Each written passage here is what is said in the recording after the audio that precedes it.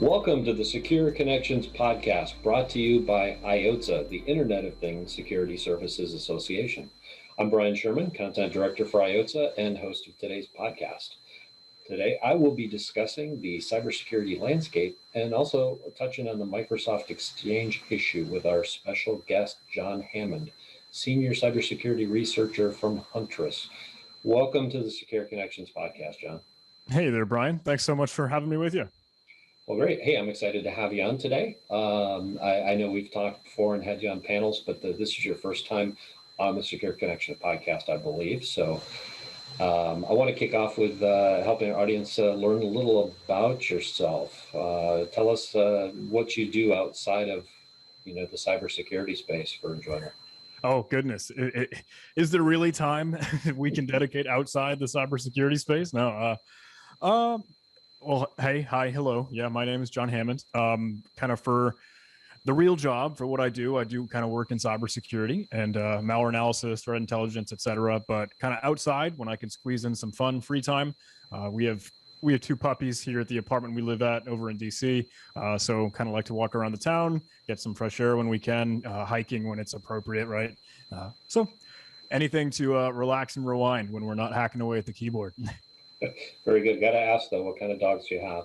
Ooh, we have I think a husky mix and a Rottweiler mix. Bam Bam and Pebbles. They are very, very cute. So do I assume you got them both at the same time? Yeah, it's I think that's a good story. We originally had just kind of wanted one because we live in a regular 2-person apartment. We were looking at Bam Bam and he looked adorable. He looked lovely. But when we were about to go adopt them, they let us know. They sent us an email like the day of. They said, "Hey, is the individual interested in maybe another?" They're actually a bonded pair, Bam Bam and Pebbles, and we're like, "Oh, geez, that makes complete sense." If we saw Bam Bam, how come we hadn't seen Pebbles? But it was tugging on our heartstrings, and you thought, well, I guess we can't not just take them both. We have to have both. So.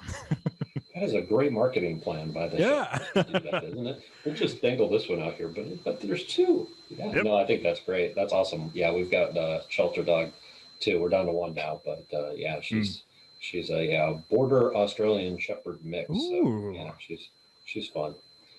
But great. So you have an interesting job at Huntress. Can you give us kind of a quick overview of what you do for the company? Sure. Yeah, so I work at Huntress as a senior security researcher under the threat ops department.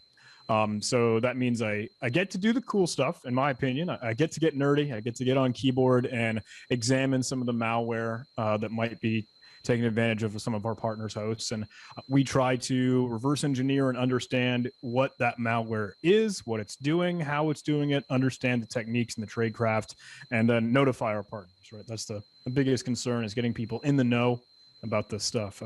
I do, however, dabble in a lot of the marketing side. So whether or not it's writing blog posts or attending and putting on podcasts and presentations sort of like this, I try to still do outreach, right, and education and kind of keep others in the loop on everything that we're up to. So it's a lot of fun. I have a blast with it, and it's really fulfilling. Very good. You mentioned blog. Where do people find your blog at? Yeah, at huntress.com/blog, you can find a lot of kind of posts and articles, typically either from me or John Farrell or Annie Ballou and Lily Teplow, other incredible, fantastic people at Huntress. And some of mine vary in very deep technical content, really analyzing malware, to more of the advisory, rapid response information for things like the Microsoft Exchange incident or the SolarWinds incident, et cetera. So we just try and share the knowledge, keep everyone in the know. Yeah, I've spent some time online reading some of your different articles and notices and stuff. So yeah, it's great stuff. So I encourage everybody to check it out, especially if they're looking for those in the know. And right now with cybersecurity, that's an important thing. So great, fantastic. Let's kind of step into the topic today. What do you think is the biggest cybersecurity concern right now for small businesses, those that the MSPs are supporting primarily? Ooh, that is a super good question. What am I here for? I guess think I guess I sort of have to collect my thoughts in there, because so there are a lot, I think, there's a lot of room for improvement, right? You know, we all kind of want to be better. We all want to have stronger defenses. We want to make sure our security stack is tightened up and we have a great security posture. I think, and I hope maybe this answer is kind of the most broad and encompassing to squeeze everything in, is that we do need to change kind of our mindset, right? And maybe that's because you could say, hey, people aren't patching, people aren't using long, complex passwords, they aren't enabling two-factor authentication, and all the normal like boilerplate cookie cutter stuff that we say for good security hygiene. Yes, that's a part of it, and we do need to repeatedly say that, even though we say it all the time so often. That's oversaturated as it is. But if we change our mentality to that assume breach or assume compromise, and we think like the hackers are already here, then we're really going to be proactive and working harder to, okay, make sure our defense is the best that it can be. We talk about defense in depth, and we talk about, it's not a matter of if the hackers are going to come get us. Like maybe we shrug it off and we say, hey, whatever, we're a mom and pop shop. Maybe we aren't some big enterprise organization. You shrug it off and say, why would the bad guys come and hack me? Why would they care? Well, they do. And it's not a matter of if, it's a matter of when.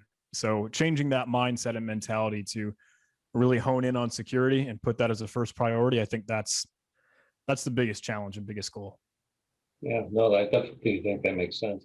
Do you see, I think a lot of MSPs I've talked to have said that, when they're really focused on providing the best support for the clients, they get a lot of end users that may get too comfortable with that hey, I can make a mistake or two. I've got people that have my back. And is that a dangerous concept? How do you overcome that, I guess, is the question. Do you mean when you said sort of have your back, or what? Can you fill that in a little bit more for me? Yeah, if you think about the MSPs that are really good at cybersecurity and protecting their clients, some of the end users know that. They understand the technologies are in place to kind of pick up if they slip, and they get a little careless sometimes. And that's whether it's phishing or I don't want to say spear phishing, but there's definitely ransomware attacks that happen a lot of times just because they think, somebody's got my back. I don't have to worry about those things. I can click on anything. I can go to these websites. I can do things occasionally that may not be the best practice. Yeah. That's no, absolutely. Sometimes there's struggle because it only takes one mistake by an end user. Oh yeah, the biggest, I don't know, attack vector, right? The most gaping security flaw is the human vulnerability, right? It's the person, you and I, because as you said, it only takes one. And it's crazy to think, right? Because us as defenders, us as we're trying to build the wall and make us everything as secure as we can, like we have to do 1,000 things right, 10,000 things right. But the attackers, the bad guys, they only have to get one thing right, and then they've got a foot in the door. So yeah, and then the MSP has to talk to the insurance company, regulators, and everybody. Yeah, I don't envy MSPs these days, but the good news is they've got a lot of support from the vendor community, the peer community, and others too. But let's pivot to what we wanted to talk about, as primary today, which was the latest news item in the security space, the Microsoft Exchange vulnerability. Based on what I've read, and I could be very wrong, you're the expert here, more than 60,000 organizations have already fallen victim to the attack, though it's not clear that Active Directory's server was compromised in each case. How do you see, if you want to even, give me your summary of this attack, and how do you see it affecting the MSP community? So this has been a hot topic throughout the past week, and really once it all got started. Microsoft had released an advisory and tried to let folks know that, hey, there are a strain of CVEs or vulnerabilities that are actively being exploited. They would take advantage of some technology, server-side request forgery stuff, and enable a bad guy or an attacker to get code execution on a Microsoft Exchange server. This affected on-premise Microsoft Exchange servers. So if you were using a cloud instance, cloud was not affected, but those Microsoft Exchange server versions that it affected were 2019, 2016, 2010, just about all of them. The ones that were end of life, obviously, the ones that aren't supported, maybe some have patches. I think one of them had a patch that was released, but just for due diligence and defense in depth is what Microsoft had said. But this, we thought over at Huntress, like, this seemed like a pretty big deal. If it affects practically all Exchange servers, and it gives the attacker remote code execution right away, and these Exchange servers are like inherently public and open and accessible on the internet, that is a pretty big attack surface. These exploits were seen in limited and targeted in scope. From everything that we've seen kind of in the community and in the industry, is that this is by no means limited and targeted in scope. There was evidence that kind of indicates, hey, some bad guys are scanning the whole internet. They're just shaking things up to see what falls out, looking for the low-hanging fruit. If there's any vulnerable Exchange server, they're going to take advantage of it. A little smash and grab, drive-by stuff.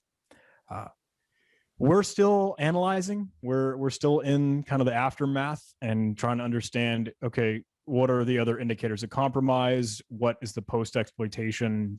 What happens next? What are the hackers going to do with this access, et cetera, et cetera. But I'm sure maybe you've seen there are a lot of resources and a lot of information already out on this, because it's kind of a huge conversation.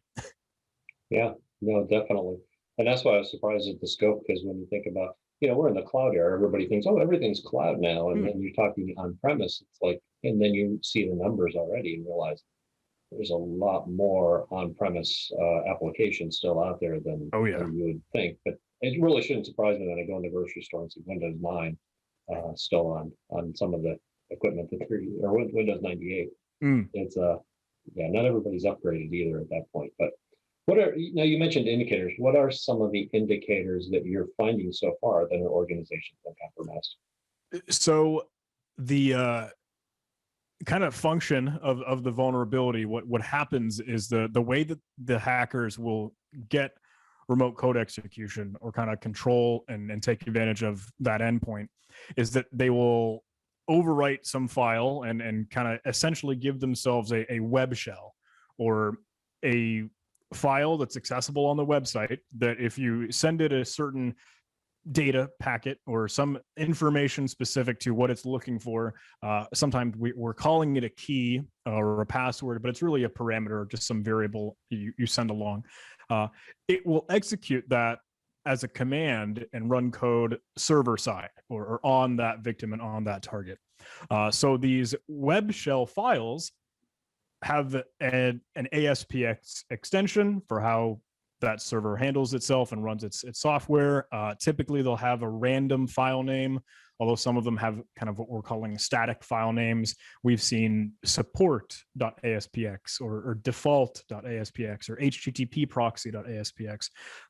So those have been very strong indicators of compromise. If you detect the presence of those web shells, okay, there's some cause for concern. And we'll notice in the traffic logs or IIS kind of communication logs, if any endpoint is communicating with that web shell and they're running commands, well, what commands are they running and how are they where are they accessing that from? What IP address is it calling out to, et cetera? But those web shells are as close as we can get to the smoking gun for indicators of compromise here. So those are some indicators, but if I'm an MSP sitting here worried about my clients too, what can they do to try to spot those indicators and to address the issues? So between all the articles, resources, and blogs, we're sharing, hey, where are the locations you might find these web shells? And yes, that will help you kind of detect the problem. But I'm sure there's much more interest in how to stop and prevent this problem. So obviously, yes, we are up in arms. Everyone, we're screaming patch. We're shouting, you need to patch from the rooftops. Truthfully, throughout the past week, there's been some confusion and a little bit of a struggle in trying to get all these patches out, because as it turns out, as you mentioned, if we are running Exchange, Microsoft Exchange on premise, we might also be running a very old and outdated version. So you need to roll through all these cumulative updates and get it to the right, I don't know, version that it can already apply this patch. And some of the utilities that we thought we could use to externally validate or kind of check in registry, hey, is this patch actually applied? Well, those weren't always reliable. So it's been even more of a struggle and more of a conversation to try and get the patching correct. But now we do have the MSERT, I believe. It's a Microsoft Emergency Response Toolkit, or maybe I'm getting that acronym wrong, but another utility that Microsoft puts out to help verify and validate, hey, we are all patched. We've boarded up the windows as much as we can. So. Gotcha. So what steps, I know your team's been busy, but what things are you doing to help your partners address these issues? Are you working with them in what ways? Absolutely. So Huntress is monitoring and detecting the presence of those web shells. So you'll immediately be notified if you do have any indicator there. It is checking to see, hey, the version number, have you patched, or are you still in danger from not patching? And because we have that telemetry kind of across all the endpoints, that turns out to be really helpful. We've had a few kind of requests and support messages come in that like, hey, we think we've patched. Can you check that we didn't miss anything? And that's at least some visibility, extra coverage that we offer. And now we're trying to understand more of that post exploitation, because sure, the hackers have gotten in, but what are they going to do next? Is it lateral movement? Are they going to expand their access? Are they going to drop ransomware? Are they going to turn this into a coin miner, maybe grab some Bitcoin? Are they going to move these into part of a botnet? We just aren't sure yet. We are seeing some traces of, hey, adding and removing Exchange users, administrators, dumping credentials or hashes out of memory. And just we're trying to track, hey, what's next in this post-exploitation phase? Is how helpful has Microsoft been, at least at this post-exploitation phase? Are they providing any advice to you and to partners? I don't know. I can't say with 1,000% certainty on really what Microsoft and us are chatting about right now. We are working with we're in conversations, right, with plenty of other vendors that are doing threat intelligence, between FireEye or Red Canary. I think we even see Walmart or others in the mix. They're just, this has become a much larger problem than I think Microsoft had surfaced it to be. I think they're catching up on that, right, with all the patches and the emergency response that it's been putting out. Even the directives from CISA. This has certainly become a little bit more of a skyfall, and we're all trying to play catch up. So, well, that definitely makes sense. And I know we've seen that from some of the other attacks that have happened. Is you don't find the after effects for a while in some of the implications. But what do you see as far as, are there any other things that you expect to be fallout from this incident? Truthfully, my biggest fear, and what if I were to get very alarmist and paranoid at what I could expect from this, is, okay, hackers are going to collect all the information that they can with this access that they have, with this command and control. Sure, they might kind of steal that for their own uses, and they could sell it out on the dark web, the spooky, scary corners of the internet. They could get a buck with that, maybe earn some coin just selling some fulls or information on employees and private data. But I think the more damning thing is if and when they drop ransomware, because this has had such a widespread attack, and because this is such a large incident now, that's my biggest fear. Hey, what happens if ransomware just detonates across all these different Exchange servers that practically might lead you into a whole domain? If you're running Microsoft Exchange out of an SBS device or one of the small business servers, it practically gives you domain admin, and you own that organization now. What happens when you blow it up? Well, that's a good point. And I guess, looking out is, if you're an MSP and you've got clients that have these servers that are at risk right now, should they be putting extra attention on them in the long term? In my opinion, yes. It's hard to say with 1,000% certainty and accuracy, because we can't give like a one size fits all diagnosis as to what happens. Hey, I've been compromised. What do I do? We're telling people, look, try and revert your Exchange server the best you can before these incidents started occurring. Obviously, rotate, change passwords, modify them for all users, administrators. If you can verify that there aren't any changes in those user account permissions, etc. The biggest thing that we're telling folks, and what I think is the most important, is if you see this activity, please share what indicators of compromise that you find. What new web shells are you discovering? What communication do you see outbound with those strange attacker IP addresses? Because I'm certain there are some forces that are trying to stop this. So the more information we can gather and share and grow as a community, the better. And that's really the biggest thing I think we can harp on, is that we got to take this as a slap in the face. We got to know, all right, eventually we kind of need to make this move to cloud. I've heard some folks, and this might be a tangent, so if I'm talking too much, stop me. But I've heard some folks say, like, hey, if you haven't patched your Exchange server yet, don't bother. The damage is already done. You're already hosed. And that's a very, very brash response, right? But if some folks are saying, oh, the solution is to just pack it up and go move to the cloud, go move to the cloud right now. And it's very easy to say that, but it's much harder to do that. Okay, that might take months of planning. That might take a lot more orchestration and logistics. And it's not so easy to, hey, on the flip of a coin, go switch to cloud. We just need to get people in the know. We just need to make sure people are aware about this and share as much intelligence as we can, so we can fight back and not make the same mistake in the future.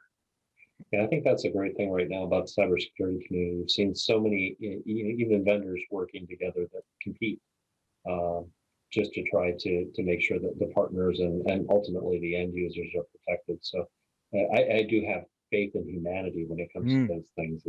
It's great. The more you share, the more you care, I think somebody said. And, well, I guess to a point. There's some things we don't need to share. But yeah, that is awesome. So yeah, thank you for the update on that. I know that was long-winded. I'm sorry. I hope I didn't. No. You're in the know when it comes to these attacks. We appreciate you sharing your insight, especially what work you're doing with partners. I guess also as someone that's immersed in the research and the cybercrime, you were a cybercrime instructor. I don't know if you're still doing that. Yeah. So I can fill in that a little bit. Just a quick tangent on my background. Originally, I kind of started to learn all the cybersecurity stuff and really got my chops in the U.S. Coast Guard. And then I pivoted over to the Department of Defense, where I would teach at their cyber training academy. It was the DC3 CTA, or the Department of Defense Cybercrime Center Cyber Training Academy. Very, very long acronym. But taught there for a little bit, trying to teach cyber threat emulation and get hackers and military members kind of, hey, on the keyboard, doing the real stuff, being the operator.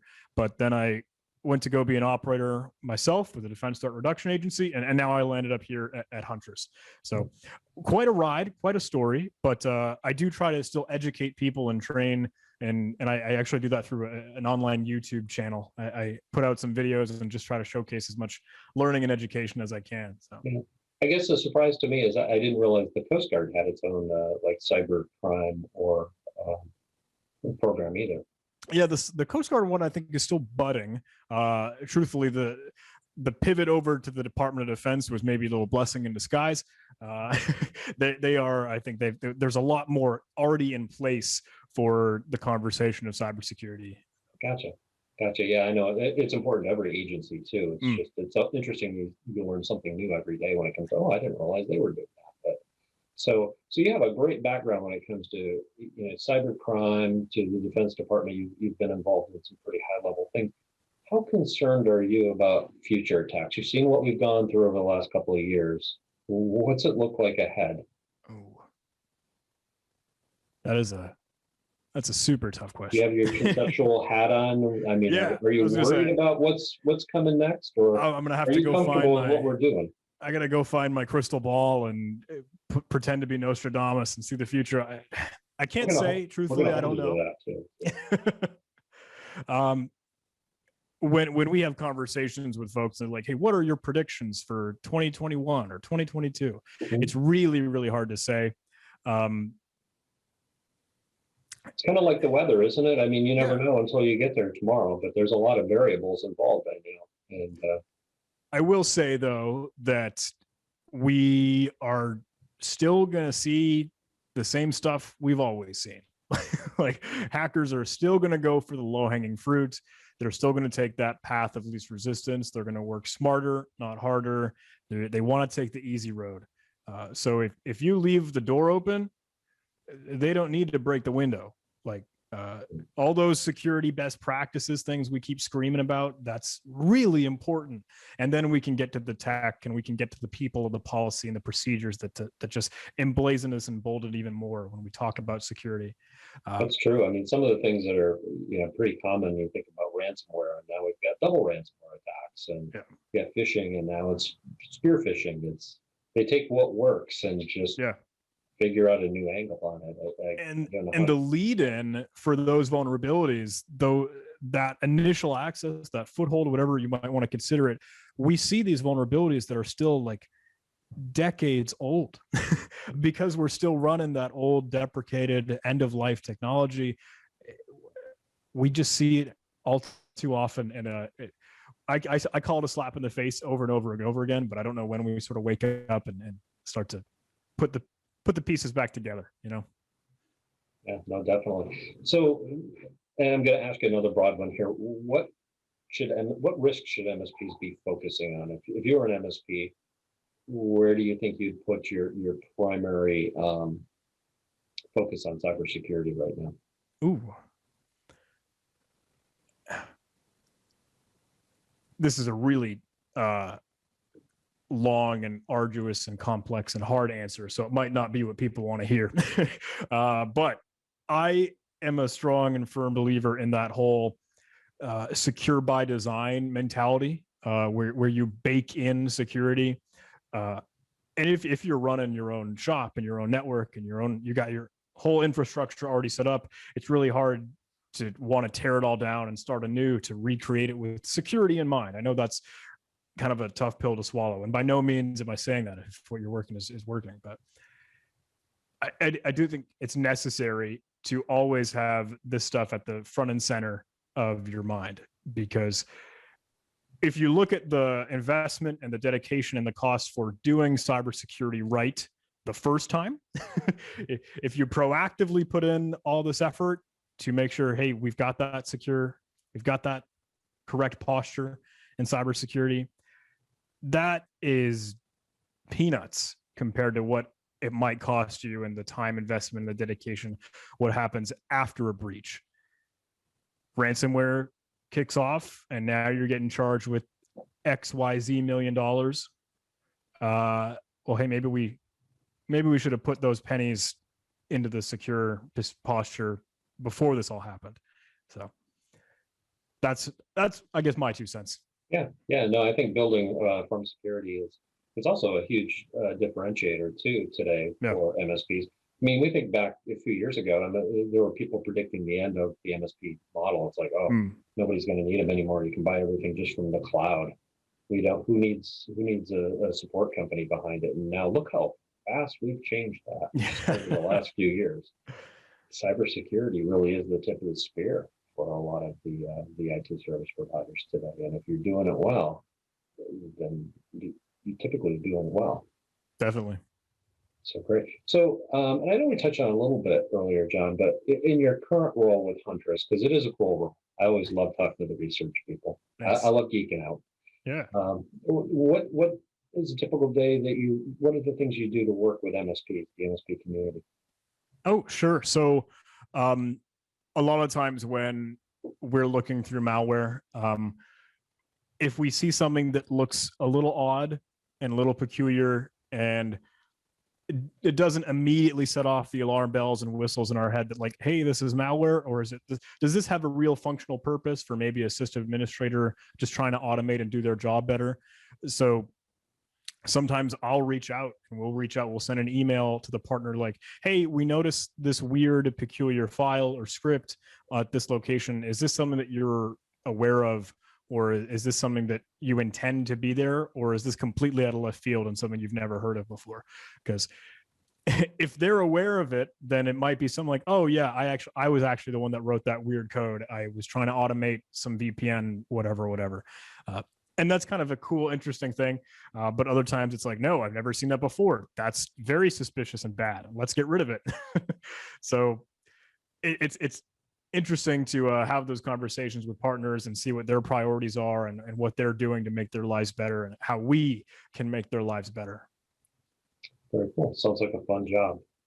Not something I could do. I don't have the expertise, but no, that sounds great. So one of the things too, before we start, I know Huntress always seems to have something interesting going on, if not every day, every week. What's your team working on right now that you'd like to share with us before we sign off today? Yeah, so I mentioned, hey, we're all about education. We're all about outreach. We're all about that initiative to keep bringing this information to the people. We say cybersecurity for the 99%. We say a rising tide raises all ships, all those. One event that we're doing, and I'll leave this as the biggest call to action that I can, if I can here, is we're putting on an event March 22nd, 23rd, and 24th inside this month here called HackIT. And we've done HackIT previously in October. That was the first time we put together this event, and it was exceptional. It was excellent. It's meant to be security training for the MSP community by the MSP community. So we'll have some head honchos in there. I think we have Matt Lee, we have Jason Slagle, Felicia King, I believe. There's a lot of great strong arms in the conversation, as well as some of us security folks at Huntress. And we do 3 sessions. We do just 3 one-hour sessions, but we'll do it originally on that Tuesday, the 23rd, and then we'll want to put on the same sessions and content on the 24th, that Wednesday, at a later time. So if you can't catch the first one because, hey, I'm stuck at work, or if you happen to be, we're trying to be time zone friendly as well. If you're across the pond and that timing just doesn't work out, we do another one later.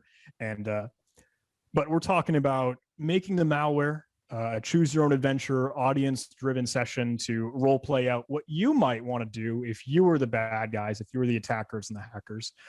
We're talking about hacker horror stories, or C stories and shop talk. Hey, lessons learned and the wisdom and experience gained from running an MSP and ins and outs of daily business.